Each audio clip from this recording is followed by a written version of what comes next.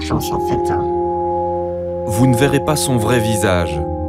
Pour protéger ce témoin, nous avons reconstitué l'interview en conservant le son original. La priorité, c'est vraiment d'abord de ramener le pain à la maison. Et tant pis pour la santé en fait. Cet ouvrier est gravement malade. Il a dû arrêter de travailler. Mon arrêt est dû peut-être aux matières toxiques cancérigènes que j'ai pu respirer dans cette usine. Il a longtemps hésité avant de nous parler de sa vie au travail. La section là où je travaillais était surnommée le pénitencier ou le bagne. Vous êtes dans une petite pièce en tôle d'à peu près 15 mètres carrés. C'est un environnement très très poussiéreux. Et ça pendant 8 à 9 heures, à la même place, avec un masque qui filtre pas grand chose parce que même à la fin de la journée, quand vous tirez le masque, vous vous mouchez et tout est noir. Tout ce qui sort de votre nez est noir comme du goudron. Vous sentez que vous respirez la mort en fait. Hein. J'ai pas d'autre mot, c'est vraiment la mort que vous respirez. Vous avez cette vision de travailleurs comme s'ils sortaient de la mine en fait. Hein. Vous êtes tout noir. C'est un retour à Germinal en fait. Hein. À l'époque actuelle, vivre ça, c'est pas possible. Hein. On pensait l'époque révolue, celle où le travail pouvait nuire à la santé. En Belgique, les chiffres sont clairs. Les malades du travail sont très peu reconnus. Vous avez beaucoup plus de chances d'avoir un refus que d'avoir une décision positive. Faire reconnaître une maladie professionnelle, c'est un parcours du combattant, où il faut parfois passer par la case justice. On ne peut pas accepter qu'une procédure judiciaire en matière sociale dure 16 ans. Moi, j'ai vraiment l'impression que c'est fait exprès pour qu'on lâche. D'un côté, il y a les autorités publiques qui seraient en train de serrer les cordons de la bourse. Vous me sortez là un PV qui, normalement, en plus, est un document confidentiel. Je ne peux pas répondre. De l'autre, certaines entreprises qui exposent leurs employés. C'est hyper toxique et c'est mortel par inhalation. Tout recrachait dans le couloir, en fait. Des lanceurs d'alerte dénoncent des pratiques dangereuses. Et j'ai laissé ma santé là-bas. On préférait sanctionner, mettre dehors, reprendre quelqu'un qui n'était au courant de rien et recommencer. Pour comprendre la réalité de certains travailleurs, la poussière, on en bouffe, ça c'est sûr, direct. On va aller jusqu'à infiltrer une usine belge. Les poussières de résidus de broyage de métaux, c'est les pires poussières qui peuvent exister, tu vois. On les voit pas, mais on les respire. Et ce qu'on a pu y découvrir nous a sidérés. Cette personne est en train de s'intoxiquer à grande vitesse. C'est vraiment choquant.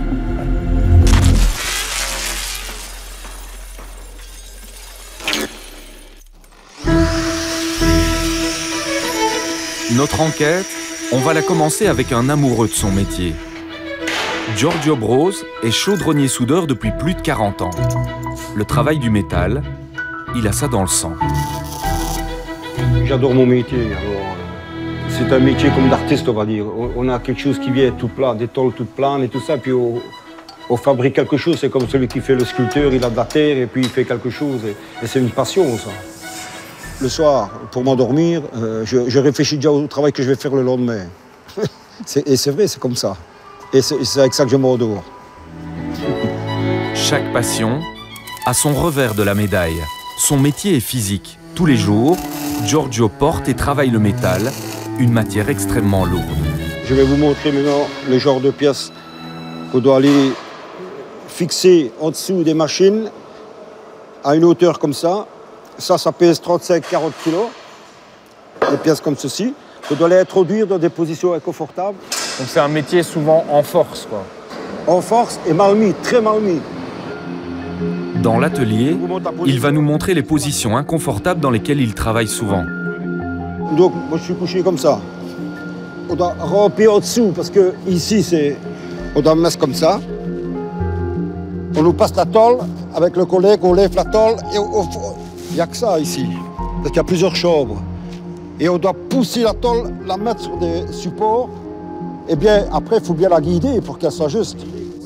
Tout au long de sa carrière, Giorgio a accumulé les pépins physiques. Son corps est cassé de partout. J'ai commencé à avoir mes douleurs de dos vers l'âge de 35 ans, je crois. Quelque chose comme ça. Et puis après, ce qui est arrivé, c'est les genoux. Accrocher les genoux dans les positions, on accroche, ménisque aux deux genoux. Puis après, c'est une hernie inguinale. À forcer, porter, c'est arrivé. Et puis alors, j'ai commencé à avoir les canaux carpiens. Et puis après ça, c'était les épicondylites et les épaules aussi. Donc on m'a changé 2 disques dans le dos. Alors la hanche, on m'a mis une prothèse de hanche. Et je crois que c'est tout. Aujourd'hui, les douleurs que vous avez, elles n'ont pas été reconnues comme maladie professionnelle. Les genoux, canal carpien, les avant-bras, les épaules et le dos, il n'y a rien qui est reconnu. Ils ne reconnaissent plus rien. Giorgio Bros s'est engagé dans une procédure judiciaire pour faire reconnaître ses maladies professionnelles. Dans ce combat, il a le soutien de son patron. Il travaille pour lui depuis presque 40 ans. Il n'a jamais voulu arrêter, malgré les douleurs.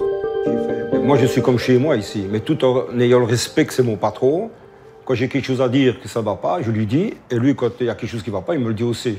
Et une fois que la journée est terminée, même qu'il y a eu un petit frottement ou quoi, mais c'est terminé. Le lendemain, on s'embrasse. Une fois qu'on voit qu'on a un ouvrier exceptionnel qui se donne comme chez lui au travail, on ne pense qu'à une chose, lui donner le maximum qu'on peut faire. Voilà, et depuis quelque temps qu'il m'explique tous ces petits soucis avec que ce soit le tribunal, que ce soit les médecins, que ce soit les expertises. Ça fait quelques années qu'on le fait tourner en bourrique, complètement. Il a un dossier tellement complet, tellement complet, je n'admets absolument pas que les choses n'aillent pas beaucoup plus vite. Voilà. Giorgio fait face à de nombreux frais médicaux. La reconnaissance de ses maladies lui donnerait droit à une indemnité mensuelle. Ce droit lui est aujourd'hui refusé, malgré tous les examens qu'il a déjà passés. Les faits sont là, les radios sont là, les scanners sont là, les MG sont là. On voit bien qu'il y a des problèmes, mais non, malgré ça, quoi. Enfin, c'est... Comment vous réagissez face à ça? J'ai la haine.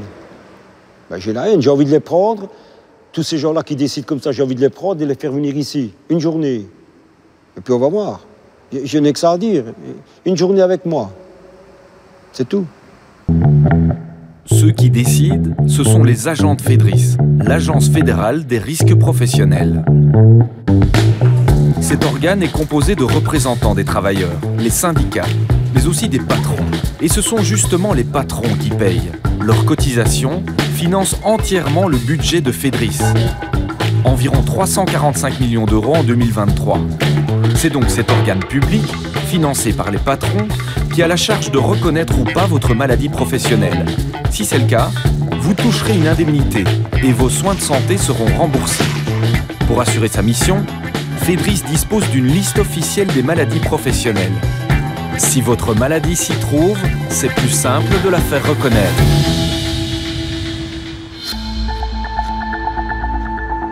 On a jeté un œil sur cette liste avec une spécialiste.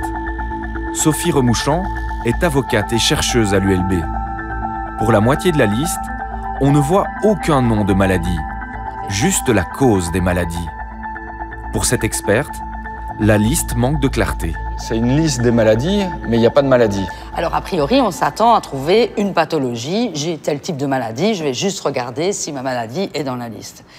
Malheureusement, la situation n'est pas aussi claire que ça, parce que quand on regarde la liste des maladies professionnelles, la plupart du temps, on n'aura pas de pathologie. On va avoir uniquement la nuisance.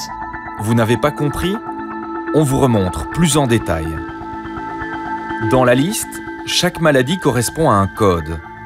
Et pour la moitié de ceux-ci, on ne voit que les noms d'agents chimiques, comme le plomb, le mercure ou le cyanure. Comment savoir quelles maladies sont causées par ces substances? En réalité, ce n'est écrit nulle part. Ce qu'on constate, c'est que l'administration développe de son côté des critères pour dire cette maladie oui, cette maladie-là non. Et ces critères-là, qui finalement vont déterminer si oui ou non la maladie va être reconnue comme une maladie professionnelle au stade de la demande, mais personne ne les a. Ils ne sont pas affichés, ils ne sont pas publics. Quel problème ça va poser pour le travailleur ? Le premier problème que posent ces choix de liste, c'est la difficulté ou l'impossibilité pour les gens de réaliser qu'ils ont potentiellement une maladie professionnelle et qu'il y a un intérêt à faire une demande de réparation pour cette maladie professionnelle. Pour vous, c'est une façon de décourager les gens ? En tout cas, c'est le résultat. Soyons de bon compte. Pour la moitié de la liste, il existe bel et bien des noms de maladies. Comme le code 16501. Ce sont les affections ostéo-articulaires des membres supérieurs provoquées par des vibrations mécaniques. En clair, des douleurs aux mains, aux poignets, aux coudes et aux épaules, causées par des machines vibrantes. C'est exactement le cas de Rino Majorano. Allez, gamin, allez, c'est tout. C'est tout, bébé, allez. Il souffre d'une arthrose à l'épaule. J'ai été chauffagiste pendant 40 ans. Pendant 40 ans, Rino a porté des charges lourdes et utilisé toutes sortes d'engins. Des grosses foreuses qui n'avaient pas d'embrayage, donc si jamais il y avait un gros caillou, on partait avec pratiquement. Hein.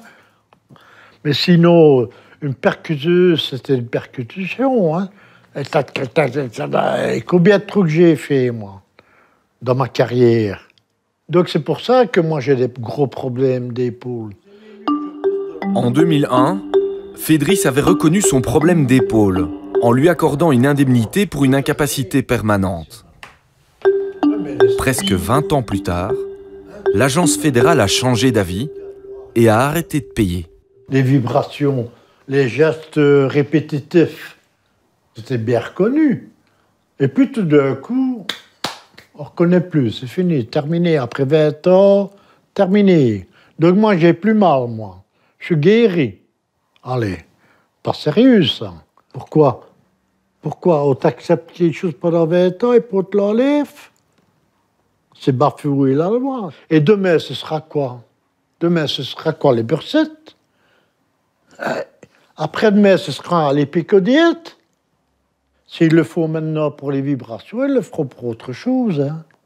Ils le feront pour autre chose. Moi, c'est ce que je pense. Je ne suis pas le seul, hein, monsieur. Je ne suis pas le seul à avoir travaillé dans le bâtiment 40 ans, où vous avez les carreleurs, vous avez les plafonneurs. Putain, ça fait du monde. Hein. Depuis plus de 3 ans, toutes les nouvelles demandes de personnes qui souffrent de l'épaule comme Rino sont rejetées par Fédris. Le débat fait rage en justice. En mai 2024, la Cour du travail de Liège a rendu pour un travailleur un arrêt qui conteste la vision de Fédris. Selon la juge et le collège d'experts, les vibrations mécaniques et le travail en force provoquent bien l'arthrose de l'épaule. Pourquoi Fédris s'obstine-t-elle? On va pousser la porte de l'agence fédérale. C'est l'administratrice générale en personne, Pascale Lambin, qui va répondre à nos questions. Pourquoi ce changement d'avis? L'analyse a été faite sur 60 études, donc à un niveau international, qui ont été publiées dans des revues scientifiques sérieuses. Donc, ces études ont établi qu'il peut y avoir une arthrose professionnelle pour le coude et pour le poignet, mais pas pour l'épaule. Et donc là, il y a un collège d'experts qui est désigné et qui dit juste l'inverse de Fédris. Oui, mais donc nous nous basons sur les études scientifiques validées par le conseil scientifique de Fédris. Ça veut dire que le conseil scientifique a plus de pouvoir qu'un juge? Mais n'a pas...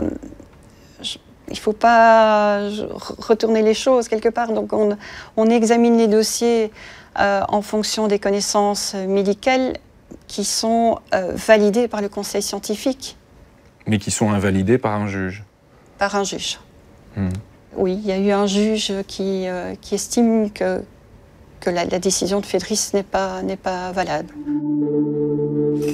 Ce que vous ne savez pas, c'est que les douleurs aux membres supérieurs représentent un coût énorme pour Fédris. 49 millions d'euros au total. C'est presque 20% de l'ensemble de ces prestations sociales. 19 000 personnes sont touchées. En enlevant l'arthrose de l'épaule de la liste des maladies professionnelles, l'agence va faire de solides économies. Vous avez le sentiment qu'il y a une logique financière qui guide principalement l'action de FEDRIS? Je pense qu'il y a quand même un faisceau d'indices qui permettent de dire que l'aspect budgétaire prédomine dans les décisions d'octroi. Ça veut dire quoi? Qu'ils ont peur de sortir de l'argent? C'est vraiment l'impression que ça donne. Parfois même on rigole en disant qu'on a presque le sentiment que l'argent sort de la poche du fonctionnaire qui prend la décision. L'argent, le nerf de la guerre. N'y a-t-il pas un conflit d'intérêts entre une agence qui d'un côté doit reconnaître les maladies professionnelles et de l'autre doit payer et indemniser les travailleurs? Au sein du conseil scientifique de FEDRIS, est-ce qu'on parle argent? Est-ce que l'impact budgétaire, dire « oh tiens, ça va nous coûter très cher », est-ce que ça intervient ça dans la discussion? Non, le conseil scientifique se penche sur les aspects scientifiques et donne un avis par rapport à la maladie, par rapport aux critères d'exposition. Mais donc on ne leur demande pas de préciser quel est le budget. Donc il n'y a pas, nous n'avons pas en tête le fait de limiter budgétairement les reconnaissances. Ça, certainement pas. Pourtant, pendant notre enquête, on a mis la main sur un PV de ce fameux conseil scientifique de FEDRIS. Pascale Lambin était présente à cette réunion. Et à la dernière page, le conseil discute de la possibilité d'introduire une nouvelle maladie dans la liste. C'est bizarre, mais un des membres propose de regarder ce qui se passe en France pour voir à combien s'élèvent les frais de cette maladie. L'évaluation de l'impact financier est clairement mentionnée. On a montré ce document à Pascale Lambin. Pourquoi le conseil scientifique veut savoir combien ça a coûté à la France, dans ce cas-ci, par exemple? Vous me sortez là un PV qui, normalement, en plus, est un document confidentiel. Voilà, je ne sais pas vous répondre là directement, mais ce qui est clair, c'est que le conseil scientifique ne doit pas se prononcer sur l'aspect budgétaire.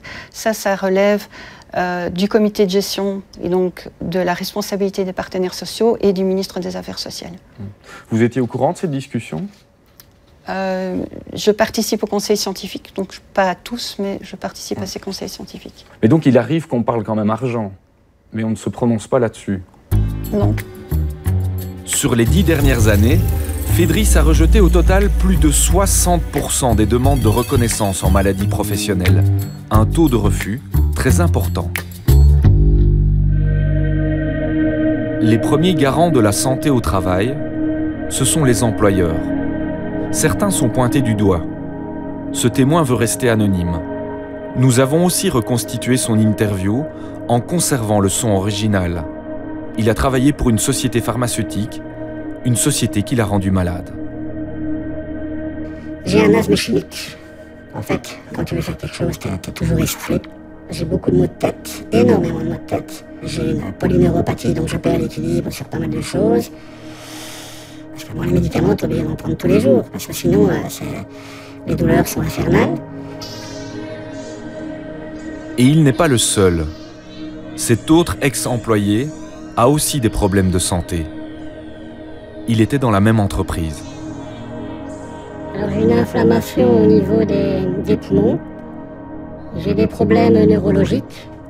Je ne sais même plus ce que j'ai lu la veille, regarder la télé la veille, quoi. Pour vous dire, je suis exténué, quoi.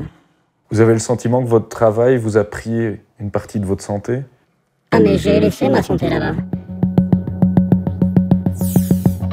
Là-bas, c'est chez Polypeptide, une multinationale suédoise implantée à Braine-l'Alleud dans le Brabant wallon.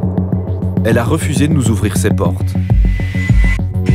Son business, la fabrication de matières premières qui vont entrer dans la composition de médicaments. Parmi ses clients, on trouve le géant américain Eli Lilly, spécialiste des traitements contre le diabète et l'obésité. And the company now raising its full-year revenue guidance by about $3 billion. Polypeptide va décrocher un contrat avec cette firme américaine. on lui demande de produire en grande quantité un principe actif pour les médicaments d'Eli Lilly. Le carnet de commandes est plein. Et en avril 2020, la production commence sur le site de Braine-l'Alleud. Polypeptide engage. Sur les 4 dernières années, le personnel a augmenté de plus de 80%. Une véritable success story.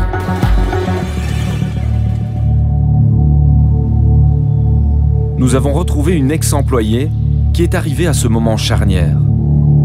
C'est la seule qui a accepté de parler à visage découvert. Elle se souvient des cadences et de la formation accélérée qu'elle a dû suivre.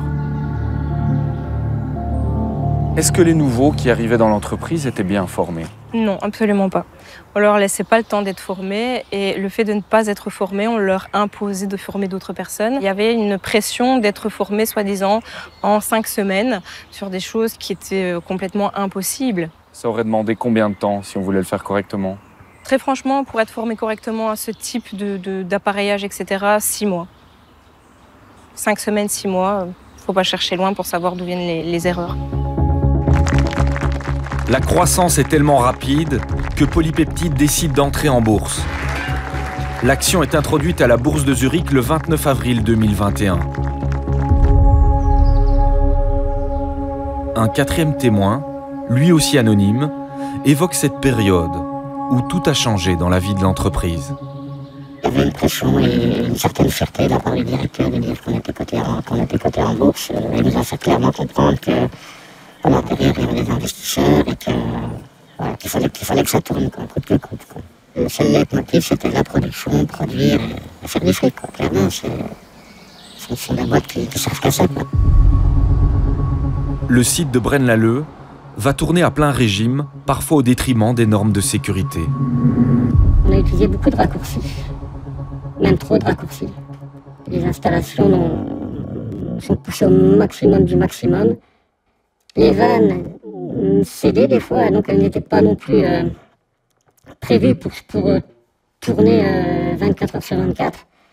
Et donc ça engendrait beaucoup d'épanchements de produits toxiques.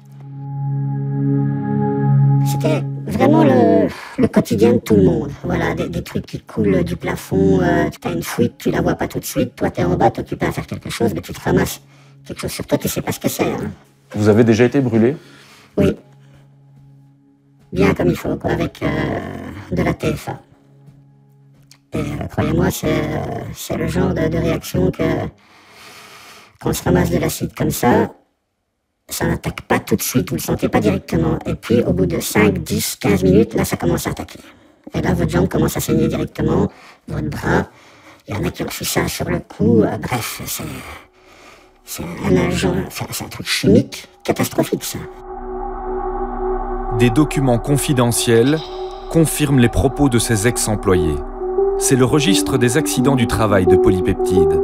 On y voit des projections de solvants sur le personnel, parfois même de l'acide.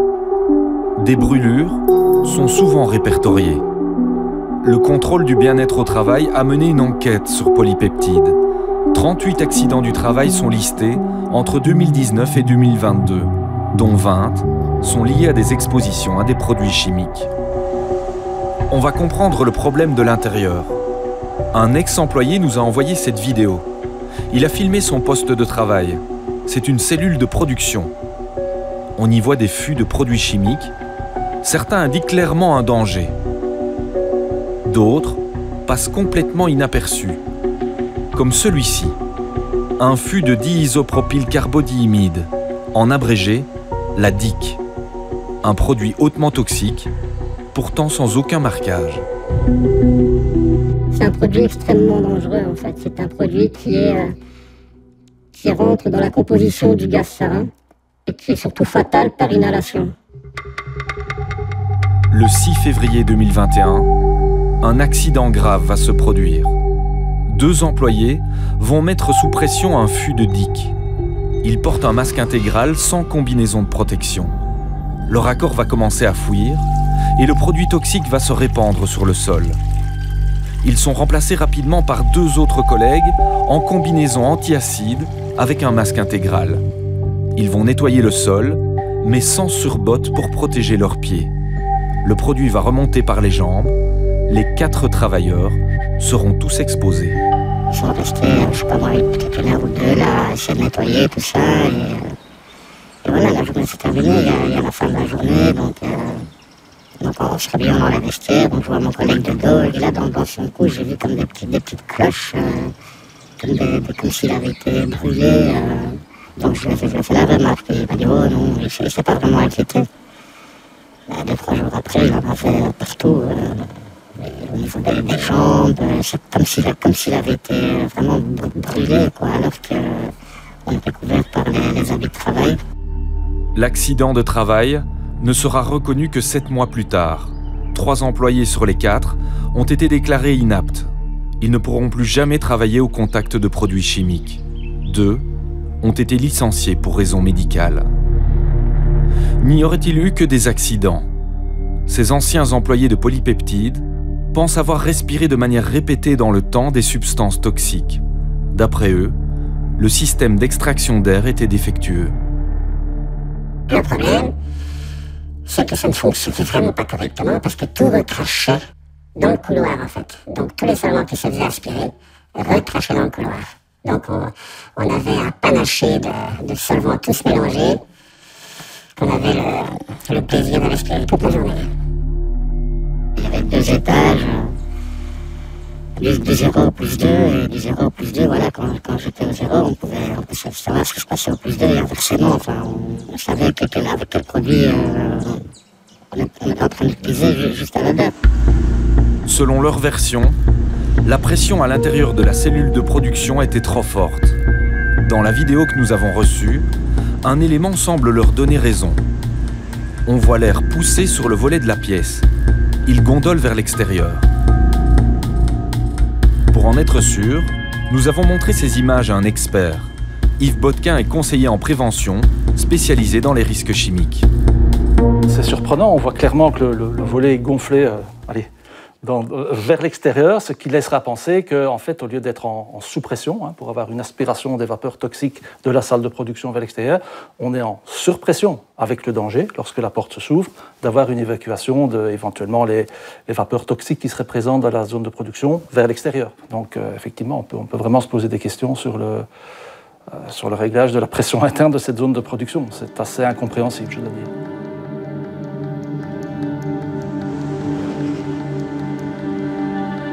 Alors ça aussi, on voit les 2 volets qui s'ouvrent en même temps. Le principe d'un sas, c'est qu'il y en a toujours au moins une des 2 qui doit être fermée. Donc si le sas doit jouer effectivement le rôle pour lequel il était conçu, une configuration comme celle-ci ne devrait jamais arriver. Il y a eu plusieurs malaises. Ça aurait dû alarmer la direction. Moi je suis désolé, ils sont au courant, ils ont l'œil là-dessus. Ils n'ont jamais rien fait. Nous avons contacté Polypeptide. La direction du site de Braine-l'Alleud refuse de répondre à nos questions face caméra. Nous avons juste reçu un mail. Les accidents de travail sont systématiquement analysés et traités avec diligence, en recherchant la cause et en implémentant des solutions et des mesures permettant de garantir que de tels incidents ne se reproduisent pas à l'avenir. Pourtant, dans le système interne de notification des problèmes de l'entreprise, on a vu que ce n'était pas forcément le cas. Entre octobre 2020 et avril 2021, 28 incidents liés à des odeurs de produits chimiques sont répertoriés. Plusieurs employés font remonter les problèmes de surpression dans la zone de production. Certains indiquent que le système d'extraction d'air est monté à l'envers. 2 ans plus tard, des problèmes sont toujours là. Lors d'une audition du contrôle du bien-être au travail, un employé indique que le système d'extraction d'air est en panne.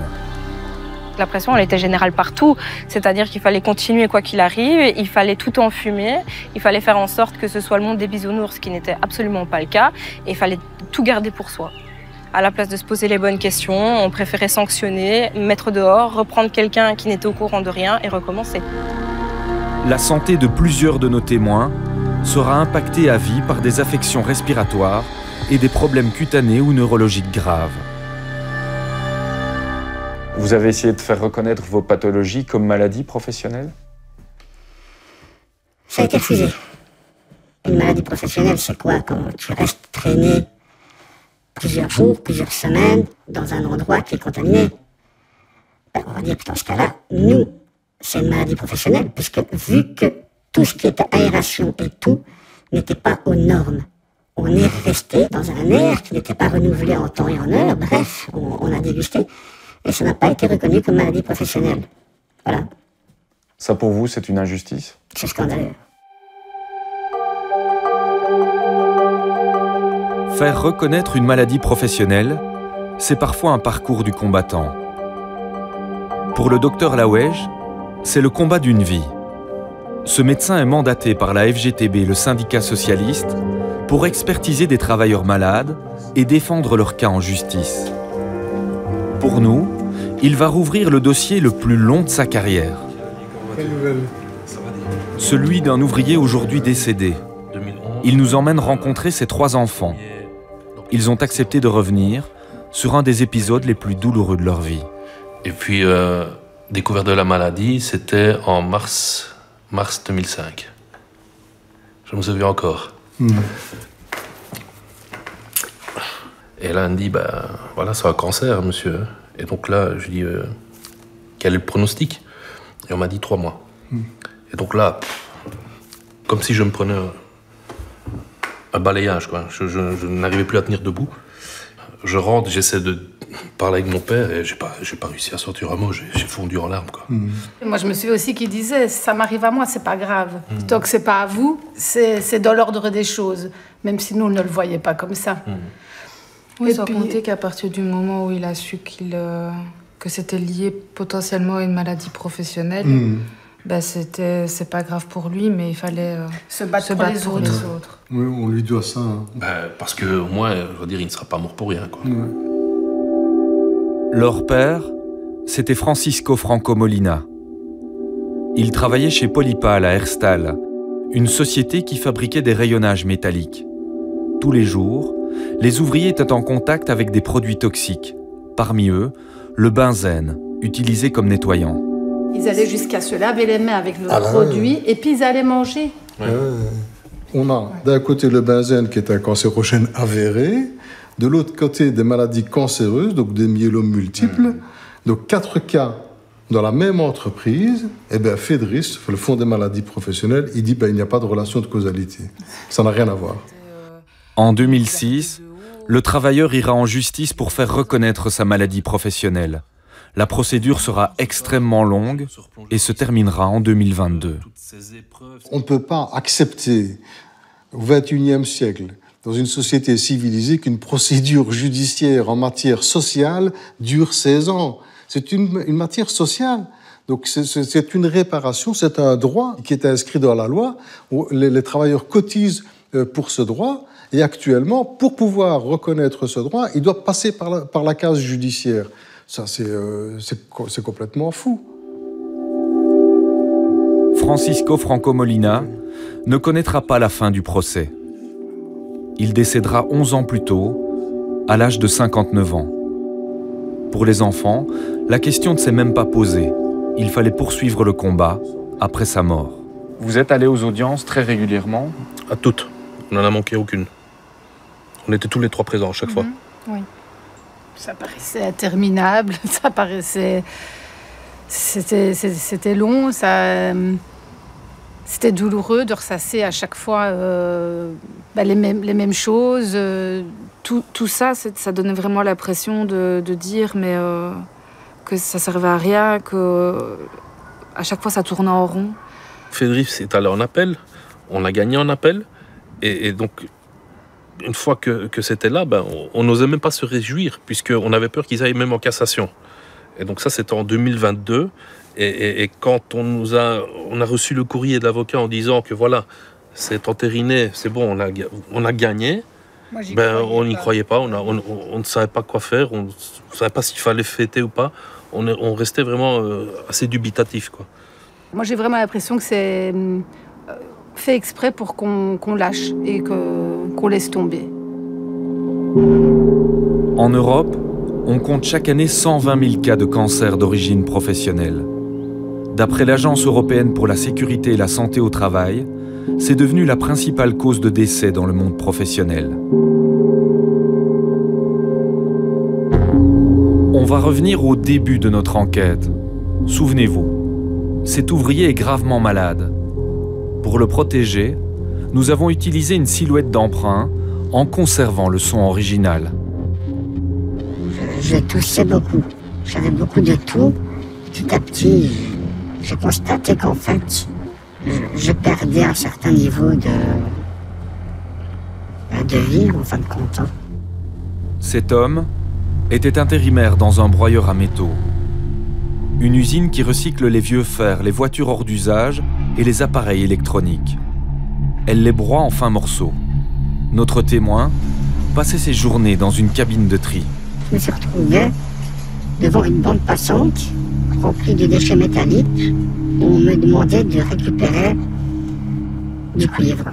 Il y a que de la poussière en fait, hein, parce que bon, vous vous retournez, vous ne voyez plus votre collègue. Écoutez, à la fin de la journée, vous retirez votre masque et vous avez quand même l'intérieur de votre masque qui est goudronné. Voilà, sur le caoutchouc, voilà, c'est de la graisse, de la poussière, de la graisse, de la sueur. Vous avez tout un mélange en fait. Hein. Et donc là, vous vous dites en fait, oui, j'ai respiré ça pendant 8 heures. D'accord. Vous en aviez parfois en bouche? Oui, bien sûr. Oui, en bouche, oui, bien sûr. Bien sûr. Dans les narines, en bouche, dans les oreilles. Parce que oui, voilà, quand on prend sa douche, en fait, c'est tout votre corps, en fait. Hein. Je vous dis, après, votre eau, elle est noire. Aujourd'hui, aucun élément ne permet de relier sa maladie à son ancien métier. Dans une prise de sang récente, rien d'anormal n'est apparu, mais il a arrêté de travailler il y a longtemps. Alors, on a décidé d'aller plus loin. On veut voir l'envers du décor des broyeurs à métaux. Pour ça, nous avons besoin d'un infiltré. Il va postuler à une offre d'emploi pour devenir ouvrier de production chez Comet à Aubourg, près de Mons, un des plus grands broyeurs d'Europe. Aucune qualification n'est requise. Il faut juste passer un test de sécurité en ligne avec des questions vraiment étranges comme celle-ci. Mon objectif numéro 1, c'est de produire un maximum. Vrai ou faux? Bon, notre infiltré a hésité un peu sur celle-là, mais à part ça, c'est un jeu d'enfant. On va l'équiper d'une caméra cachée pour vivre de l'intérieur la réalité des ouvriers intérimaires. Et on va mesurer ses paramètres tout au long de l'infiltration. Des prélèvements urinaires auront lieu à chaque début et fin de journée. Il portera aussi un bracelet en silicone, très pratique pour capter les poussières de l'usine. Il est fin prêt. C'est parti pour la première journée de boulot. Notre infiltré est embauché pour faire du nettoyage industriel. L'accueil donne déjà le ton. Bah ici, je te cache pas, le premier jour, c'est du nettoyage, surveillance de machine. Ouais. Ah, c'est poussiéreux, donc n'hésite pas avec ton masque. Tu vas être déçu encore ici. Pourquoi je serais déçu? Bah, parce que quand tu nettoies, bah, après, tu sais bien que 2 heures après, c'est comme si t'avais fait.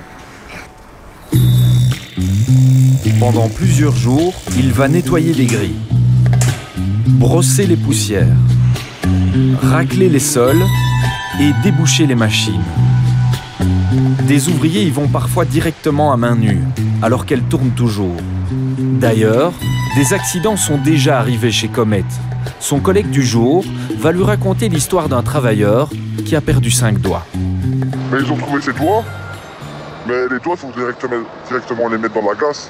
Si tu les mets pas directement dans la glace, ils meurent les doigts. Et quoi, ils ont pas mis dans la glace du coup les doigts? Mais ils les ont retrouvés une semaine après, tu vois. Une semaine après? Ouais, ils les ont retrouvés tout de suite.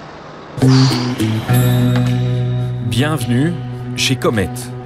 Les accidents, c'est une chose, la poussière, c'en est une autre. Notre infiltré va y être confronté très rapidement. Quand les camions déchargent, ce sont des nuages de poussière, comme une tempête de sable.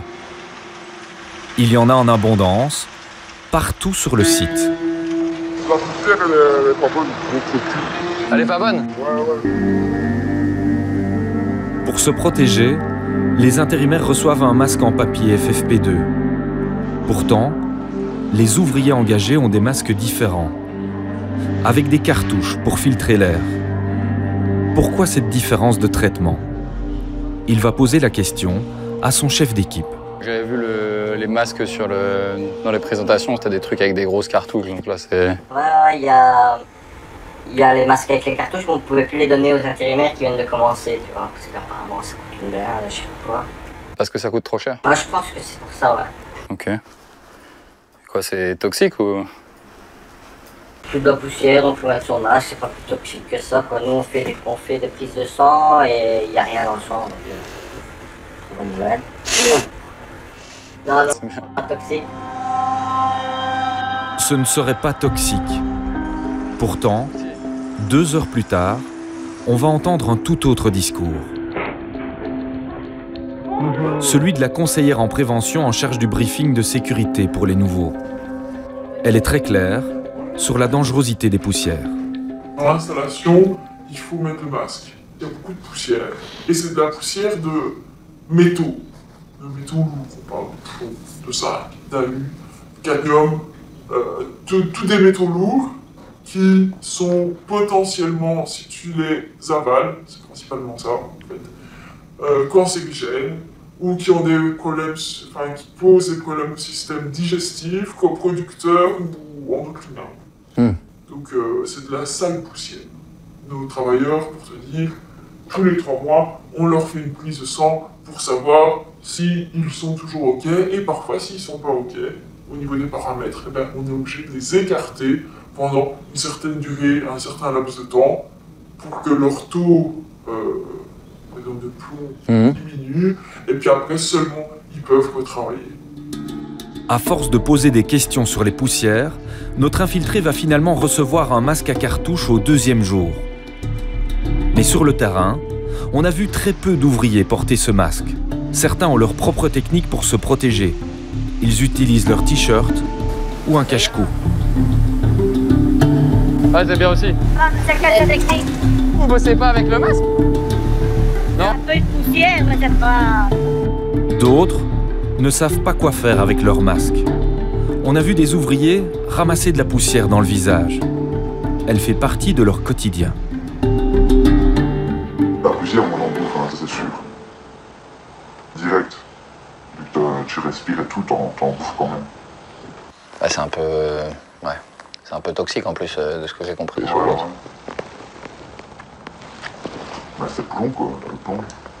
Et voilà. PCB aussi. Plus tard dans la journée, on va apprendre que plusieurs collègues ont déjà eu trop de plomb dans le sang. Oui, il a déjà eu. Il a déjà eu comment ça? Du plomb dans le sang. Et quoi? On a dû l'écarter quoi. Ah ouais. Et ça arrive souvent ça? Ici pour l'instant ça arrive à 3 personnes.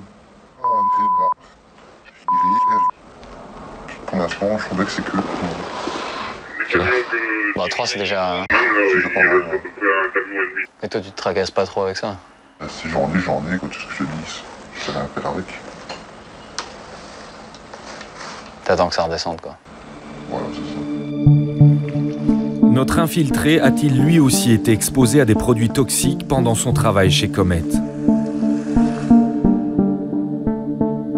Nous avons porté ces échantillons d'urine au Laboratoire national de santé publique au Luxembourg. Ces urines ont été analysées au début et à la fin de chaque service pendant 3 jours d'affilée.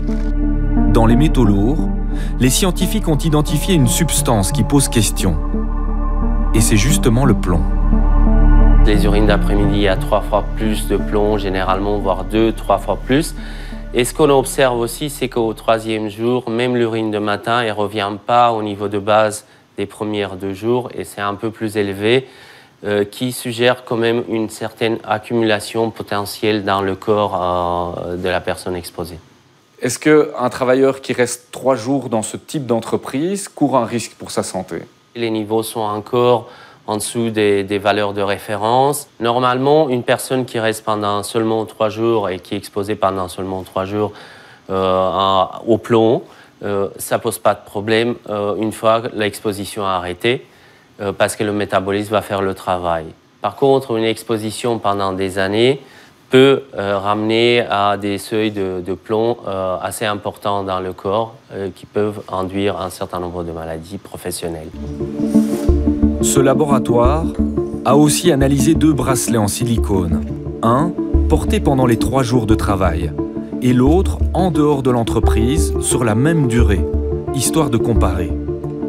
Les chercheurs se sont concentrés sur les PCB, des polluants toxiques très persistants. Là aussi, le constat est clair. Le bracelet porté chez Comet est 10 fois plus contaminé au PCB que celui de la vie de tous les jours.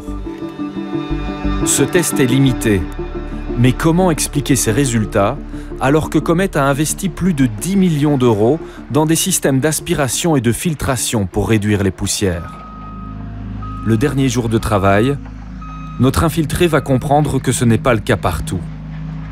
Il y a un endroit où aucune aspiration n'est présente. On l'appelle le plateau. À l'intérieur, la poussière est partout, sur les machines, sur le sol. Cette pièce, les ouvriers la redoutent. Et pourquoi tu veux éviter d'envoyer les gars là-bas? Poussière, c'est trop. Quand le plateau est arrêté comme t'as été, à la limite ça va avec un masque. Mais quand il tourne, tu sais pas rentrer, tu vois rien. C'est rempli de poussière. Et comme le dépoussiérage, ils vont en installer un que dans les années à venir. Parce que le budget d'abord il va aller au broyeur. Donc il faut faire attention quoi. C'est pourtant bien là qu'on va envoyer notre intérimaire infiltré. Il va devoir souffler les poussières qui se trouvent sur les machines. Son supérieur le met en garde. Protège-toi bien, ne prise pas ton masque, parce que c'est des poussières de merde. Commence donc bien par le dessus, fais tout tomber. De temps en temps, sors et prends l'air, quoi, tu vois, pas rester dans l'endroit confiné. Donc tu fais ça, tu sors un peu, attends que ça redescend, repasse un coup, attends que ça redescend, chaque fois sors, rentre. Et pourquoi c'est des poussières de merde? Ça vient d'où? Bah c'est très fin. On les voit pas mais on les respire. C'est les pires, tu vois. Elles sont très fines, elles vont les mettre directement dans tes alvéolaires et là, c'est pas bon quoi. Et c'est toujours des produits qui sont très nocifs quand même, tu vois. De toute façon, partout où on est ici, il vaut mieux se protéger. C'est des poussières de résidus de broyage de métaux, c'est les pires poussières qui peuvent exister, tu vois. Il y a du PCB, il peut y avoir de l'amiante, il peut y avoir plein de choses, donc toujours bien se protéger. À peine le souffleur démarre, il se retrouve seul dans un brouillard de poussière. C'est un nuage de particules toxiques. Il va rester dans cet espace confiné pendant 50 minutes. Son seul équipement pour protéger ses poumons, c'est son masque à cartouche. Alors là, je vois plus rien. Je vois plus rien du tout. C'est vraiment l'enfer sur Terre, cet endroit. C'est irrespirable. C'est presque en apnée. Je sens la poussière qui passe à travers le masque et c'est insupportable. J'ai l'impression que les intérimaires, bon ben voilà, on les met un petit peu là où il y a du sale boulot à faire. Et puis tant pis pour leur santé. Les cartouches de son masque sont devenues noires en quelques minutes. Yves Botquin a visionné ces images. Ce conseiller en prévention constate des manquements graves à la sécurité des travailleurs. C'est assez effrayant. Hein.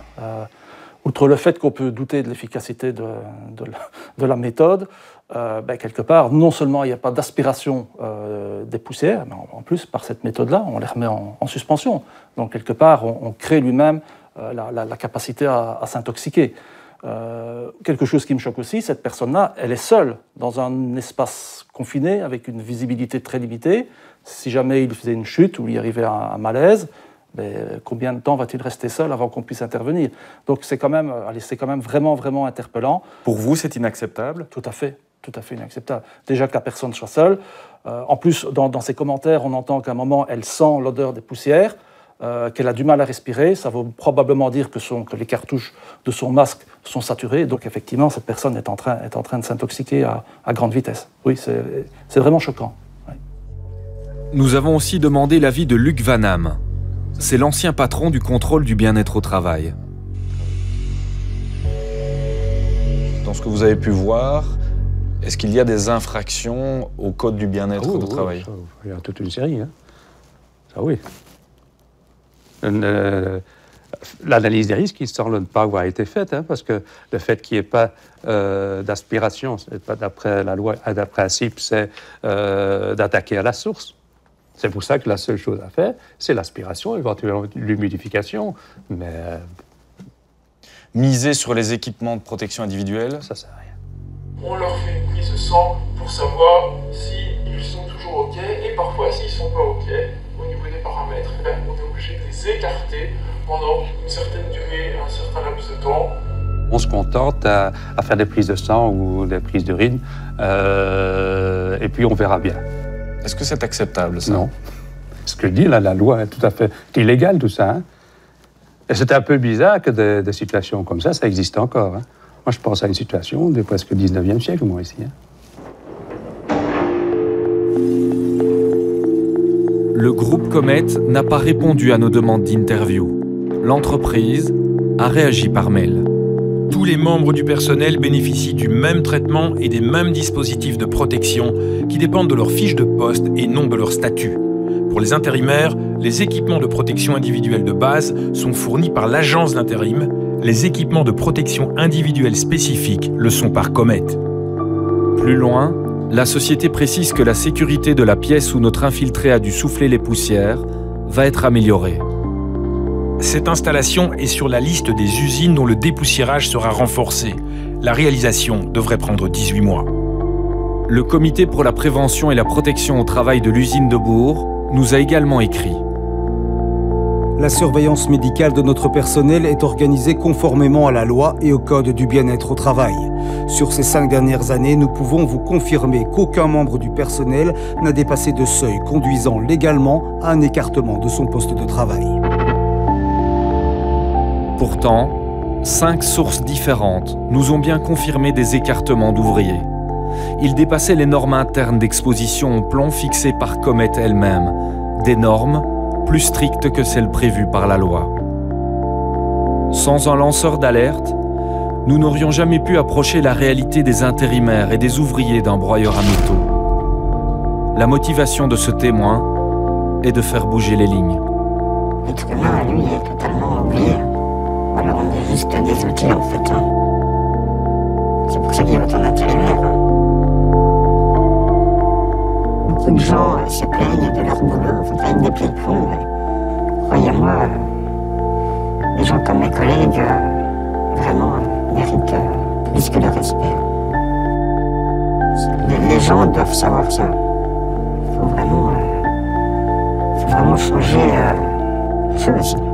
Ça devrait même pas exister, en fait.